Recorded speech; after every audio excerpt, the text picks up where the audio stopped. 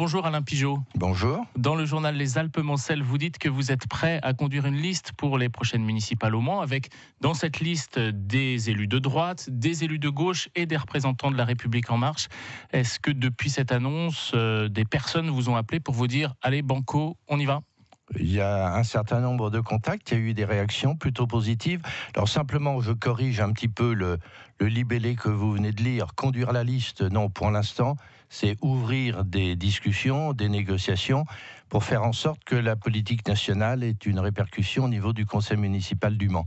Donc n'allons pas trop vite, je pense que là, le rédacteur de ce texte a fait une synthèse un peu trop rapide de ma pensée. On va vous poser les questions les unes après les autres, mais d'abord, pourquoi au fond vous faites cette proposition d'une liste centre-droit, centre-gauche, République En Marche pour le Mans ? Eh bien tout simplement parce que le conseil municipal, je pensais qu'après l'élection présidentielle, le conseil municipal évoluerait, puisque je rappelle que nous avons un maire qui est plus que Macron compatible, puisqu'il a soutenu Emmanuel Macron et qu'il a fait partie des premiers soutiens de ce candidat.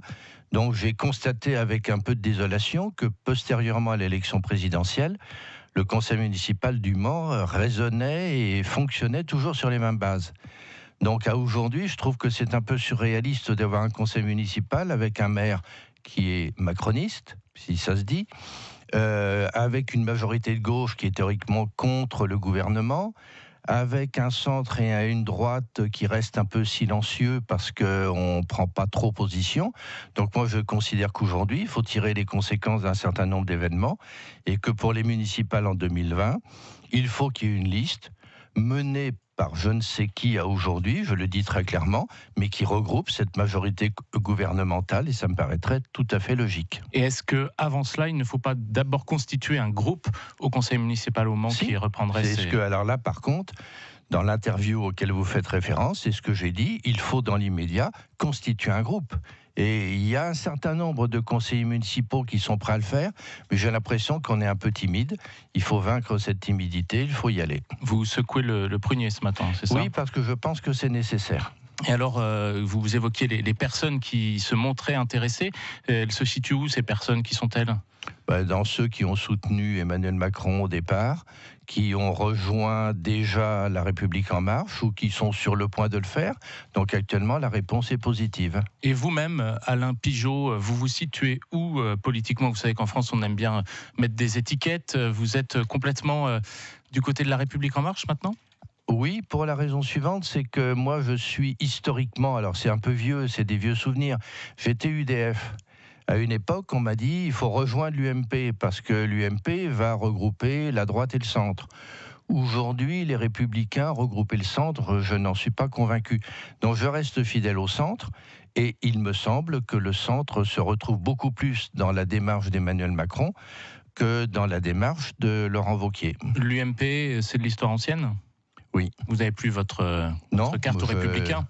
Je n'ai plus, la presse en a parlé, j'ai fait comme Alain Juppé, je n'ai pas renouvelé ma cotisation, donc je ne fais plus partie des Républicains. Qu'est-ce qui vous motive vraiment, Alain Pigeot, dans cette démarche de construire une liste pour les municipales au Mans ? Eh bien parce que je pense que ce qui se passe sur le plan national devrait également se passer au niveau de la ville du Mans.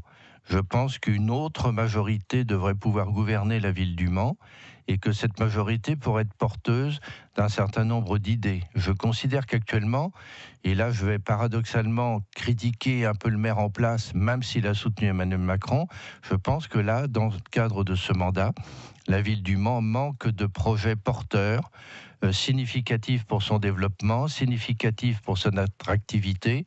Et d'ailleurs, j'ai constaté avec beaucoup de surprise qu'un certain Christophe Counil a soutenu, ou plutôt m'a critiqué, en considérant que ces projets n'avaient pas lieu d'être.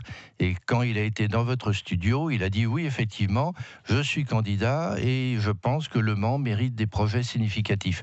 Il y a une petite contradiction. Donc je pense que c'est une autre majorité qui doit être, j'allais dire, aux manettes en 2020 au niveau de la ville du Mans. Vous vous êtes fixé un calendrier pour y parvenir ?